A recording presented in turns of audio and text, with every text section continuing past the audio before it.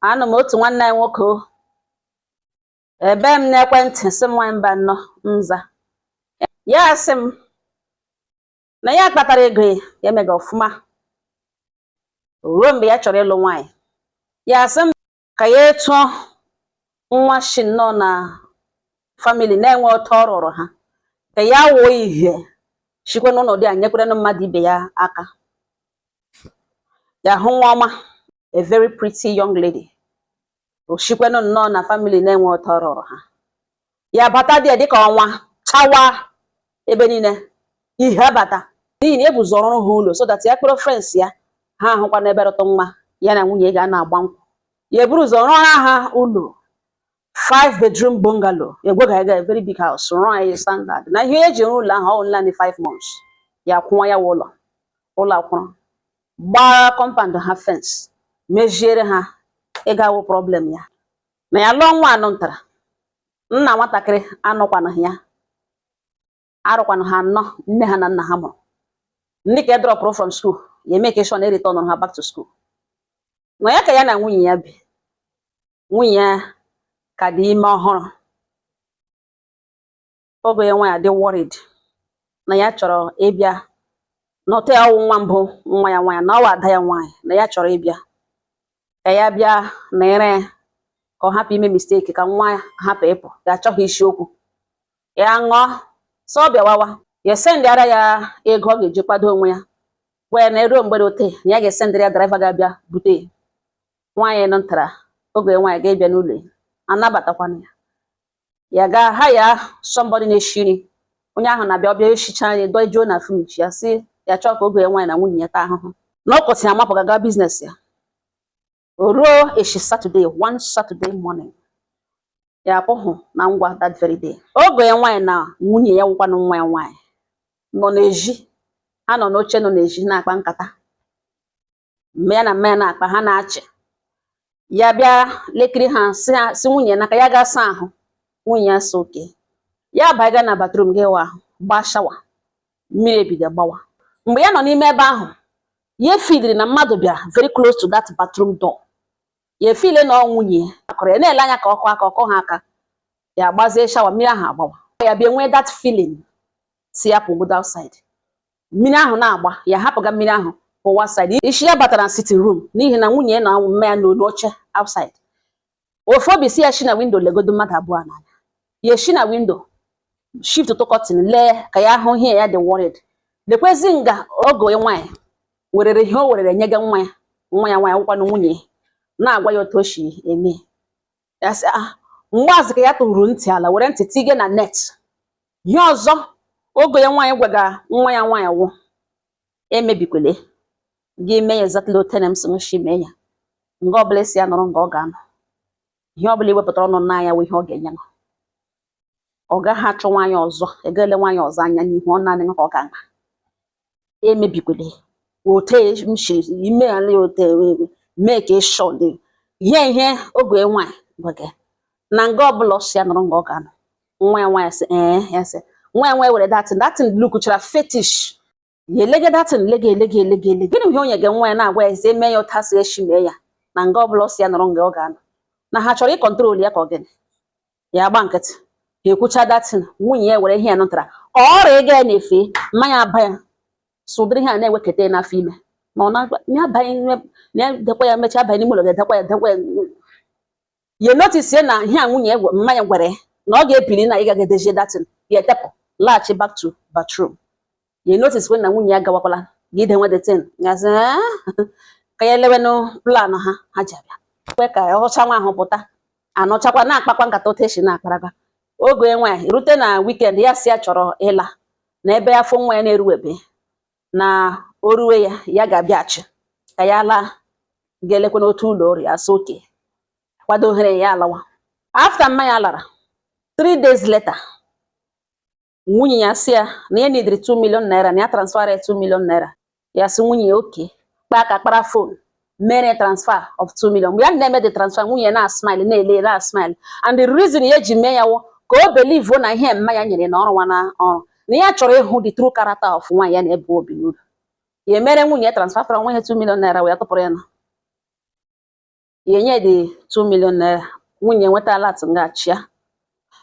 Anọtụzi obere, nwunye agwawa ya that na document ahụ no ala data ala ahụ ọ zụrụ the other side na ha enye na document. Yes. Na elede ebe ọ si ya pak ga document ụlọ ndị ọ zụrụ na ihe ndị niile. Yes, na edenwege na bank.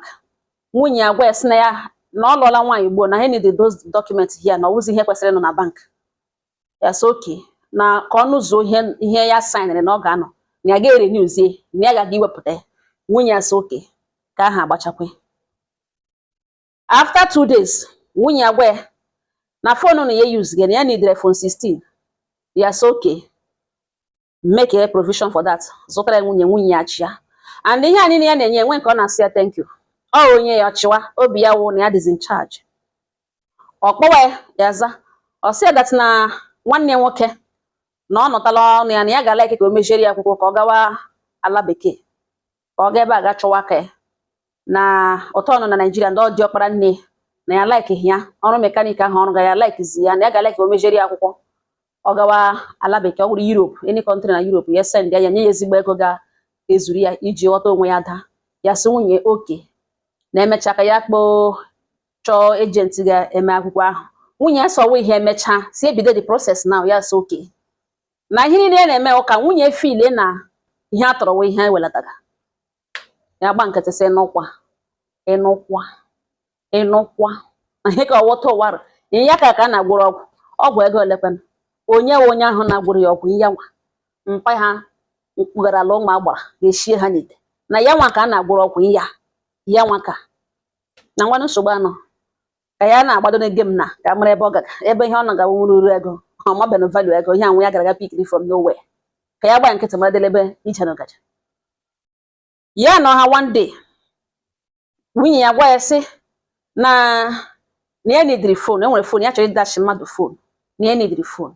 Ya sị ya na ele ụdịka phone ọ sị anyone but ya wụkwala iPhone 16 na any good phone ọgọdụ Samsung na ya egote. Ya jụwa nwunye so ọ ya nwa na-use ha abụọ. Nwunye sị ele ụdịka nonsense question we ha ya mere ha na ya rie. Nwunye ya achịa wee sọ na-azụ the phone ka ọ na-azụ na ga-azụ ya today. Ya sị yes na ya lọta na ya ga-azụ ya. Nwaanyị mba nọ nza ọ sị agha ịta ga-azọ Samsung. Welatara nwunye Samsung phone dị mma welatara nwunye. Ya efile na nwunye chọrọ inye ya nwanne ya ụmụnne ya ndị ka o toro na onye one of them ka ọ chọrọ inye phone. Ya ma na onye ọ chọrọ inye phone wo enyi ya nwoke ya na ya bụ ọchịchị ka before ya bịa lụrụ. Enyi ya nwoke ọsọ wụ nọọ ya nwa mgbe nna ya na-arịa na the boy jikwere nyere ha aka mgbe nna ya nwụrụ ma bere ala mpa ya ma gịdị ya kasị amahụ nna ya bịakwutere ya sị fatherless child na nwa nna ya na-anọ ya amaghị ote mgbe nna ya rịara ma otu ochie nwụ. Ya amaghị na ọwụ enyi ya nwoke ka onye gị phone ahụ. Ọnọtọ ntakịrị sị ya biko na enwere akaụntụ ya ga-etire na otu ige 250,000 naira na akaụntụ ahụ. Ya sị oke na emecha na o send ya no the account number. O send ya the account number. Ya lee the name nwere otu ochie ya na ntị ọ da sandro familiar ti aha ya nọ na before because before ya lụọ ya before ya na-emewe ihe ya jụrụ ya so onye ka ya na nweta ejikọta akụkọ that name. Ya hụ that name na surname ihe na-amaghị surname but that name nọ na middle of that name account number sendere ya. Ya sị okay ya wayara the person 250,000 wee sie send ya le so okay obilizie nga no check by n'ime ụlọ bido mewe call gwa the person see have you seen it. Ya say don't worry more will come. Ihe ọ nọ na-akọrọ agwa the person wee sọ hụ na the phone ọ like ya say na ya chọkwaghị ya kpọ igbo ọsọkwa phone adị mma phone adịkwa mma phone adị mma. Ya bịa ruo one day ya jụọ si na obi ọ na ebe enyi ya nwoke ka ahụ ọ hapụrụ n'ọkwa na obi ya na ebe na o mee ka ya mara ogbojaga ya sị will you zoom out from my face na-ele ihe omini na ya gwa nwakwala nwa repeat ihe onwe ya sị ya sorry mere ka onye ibe banye ha n'ime ụlọ na ihe na-aga on steady tili ruo mgbe nwunye ya ntọ mụrụ nwa nwoke. Elege nwa nwunye ya mụrụ enweghị otu o shiri ihe the connection anọghị dị ya n'ihi na nwunye ya dị ọcha na ya onwe ekwugo okwu dị ezigbo ọcha na ya ma ote ma shape isi nwatakịrị ma ọ dịdị nwa mara mma ọ were a cute baby mana ya enweghị connection. Ya na-ajụ sị na ọ bụrụ na nwa nweghị ihe send gị back to X ya na ga-enwerịrị ka eleru anya before ihe emebie. Ọ ya ka ya gara gbalata ha n'ụlọ ọgwụ, nwatakịrị na-eji kpili cute Ebonyi baby, gbalata ha, gbapụta ha n'ụlọ ọgwụ, gbalata ha nọ n'ụlọ ya. Jụwa nwunye si na enwere onye jiri like this na family ha. Nwunye sị what do you mean? Asa ọkwa ha na family ka na enwe onye jiri nji like this na nwa ga-eyi nne na ọ ga-eyi nna. Nwunye asị biko zuzuru pụọ n'ime mụlụ, banye n'ime mụlụ. Mgbazi ga-eji gwa nwunye na ọ dịla ka ọ ga-adị na ihe mere n'ụwa na ya macha ihe niile o mege na otu o si na-eme ha na ofe ilikwere na ihe ama ya wetara nga na ọrụ ngọ. Nwunye emepechicha mkpụrụ anya niile zaa ha achịcha mkpụrụ anya, emepechicha mkpụrụ anya sọsị gịnị ya gwa ya na ihe ama ya wetara na ofe ilikwere na ọrụ ngọ na enwe ha ọrụ ga datị na ọ chọrọ itinye n'afọ eda dị mmanya si arịkwara ya n'agwa.